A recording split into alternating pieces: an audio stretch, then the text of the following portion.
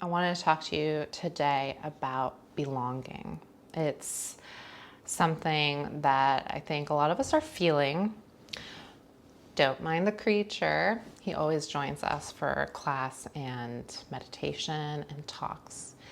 He's like my little assistant. Anyway, so about belonging.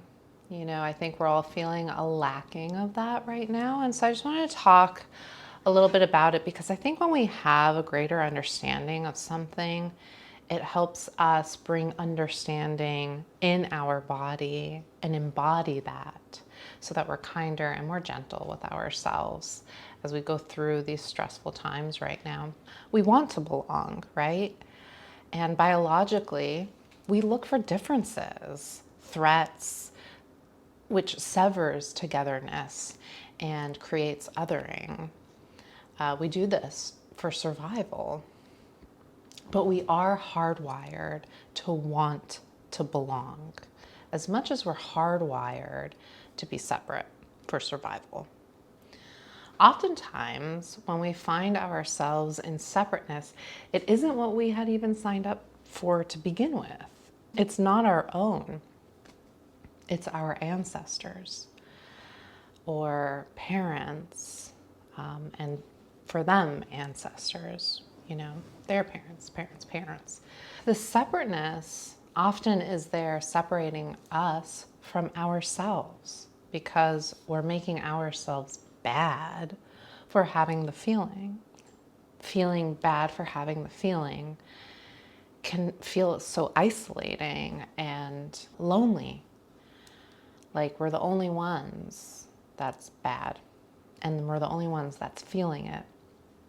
But actually, everyone suffers.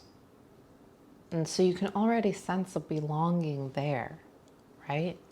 Everyone suffers. On another note of our thinking something is wrong with us and that it's our fault, the US and many Western cultures is an individualistic culture and has the fundamental attribution error where we tend to have a disposition approach to human behavior. And this thing leads to things like self-hate, separating ourselves from ourselves, and cancel culture, separating ourselves from others, us versus them. I'm right, you're wrong. They're wrong, right? We're right, they're wrong. We often don't have all the information we need to make a situational explanation for another person's behavior. The only information we might have is what is observable in that moment. And that's called the observer bias, right? There's lots of talk about biases out there, and it's biases that causes separation if we don't bring a conscious awareness to it. And this is one aspect of that, observer bias. We see a behavior and we automatically define it and think it's the whole of it or that person. That's how cancel culture is created. And that's how we separate ourselves and create this bigger divide in the population. When really we all want to belong and we're all suffering. So again, we see a behavior and think that's the whole of that person. And it can go both ways. Oh, they've got it perfect and easy.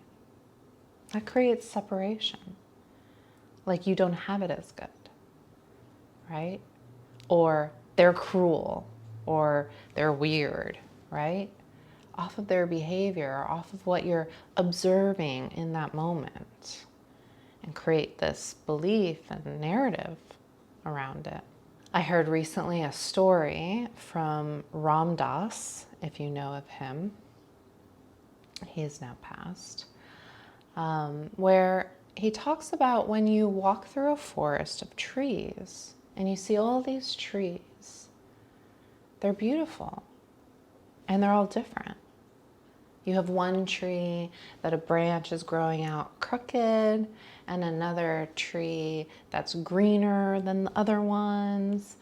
and this one is going down, and this one's shorter than the others. And we just say, okay, they're trees. They're beautiful. They're different. But then when you walk through the streets and you see humans, then the judgment aspect starts to come in. And this bias creates a definition of the person, that is the whole of the person. Someone does something that's not culturally accepted out on the streets, well, they're weird, or they must be mentally ill, and maybe they are, but there's a sense to it, right? Or, they're homeless, ugh, or something like that, right? It's just these tendencies that we have of seeing other people, this judgment that comes in when it comes to humans. But when it's trees or dogs licking their butt, it's cute. Maybe not exactly licking their butt, but they're just way more accepted for doing weird things. Just noticing how we bring in this sense of judgment when it comes to humans. The act could be the same by two different people doing the same exact action. But what is the intention, the motivation? So someone can mistakenly hurt you, but we wrong them outright because we didn't know that they did it by mistake, and because we didn't look at it situationally. We think that that's the whole of the person. Maybe there's a person running down the street in a rush to collect food at the food bank just in time, and by mistake bumps into you. And because of his force and speed, he knocks you over. And you're like, what the hell? All the curse words, right? And you think that he's, mean and selfish, when we don't think of these things situationally. So the motivation and intention of that person had no intention of hurting you, but the motivation and intention within you, think about that. On the other hand, it's quite different, right? Maybe you get him back by pushing him over, but what's that intention of getting him back, right? We do this at times. Situational. But to help ourselves with this, we can bring a greater understanding to how our body and brain works. We build up a residue of whichever way we think, and that is our attitude. So it's utterly important to celebrate positive emotion. Having a gentle attitude towards oneself and celebrating when something goes right is so healing. It can seem ass backwards, but it is so right. And we can on purpose practice this with gratitude journals, the both and practice of noticing suffering and noticing the weddings going on around the world, babies being born, happiness, flowers blooming, sending kind thoughts, and smiling on purpose. Bringing conscious awareness to positive thinking. This healing attitude helps us realize our greater belonging and keeps us more away from that separateness thinking. There's so much evidence from studies of positive thinking.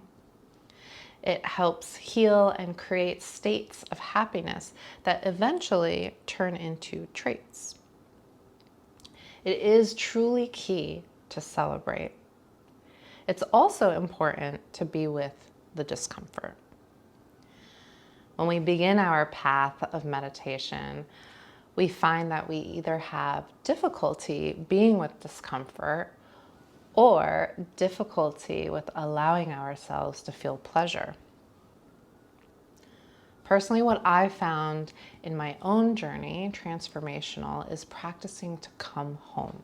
Positive thinking, positive feeling towards the discomfort, and then resting in that positivity. Gentle, gentle. The wise words of Trudy Goodman, one of my teachers. When we focus on the positive, when we only focus on the positive, we miss the profound discomfort. And when we only see the discomfort, we are blind to the both and of what else is here. Beauty and celebration. So while it's important to get uncomfortable, it is important to take moments to celebrate when it goes right and to be gentle with that discomfort. There's been a lot of talk recently, in recent months, I should say, that we have to get uncomfortable and we have to sit with it. And it's, in my experience at first, and what I noticed in a lot of my students and a lot of people in general, is that it came from a place of guilt. That there are people who have been mistreated and have been uncomfortable for a really long time. And so now it is our responsibility and our turn to be uncomfortable and to sit with that discomfort. And that's fine, and we should, but we should also be gentle to ourselves in that discomfort. Be gentle to ourselves in the guilt, and take time to celebrate what goes right, what we are grateful for.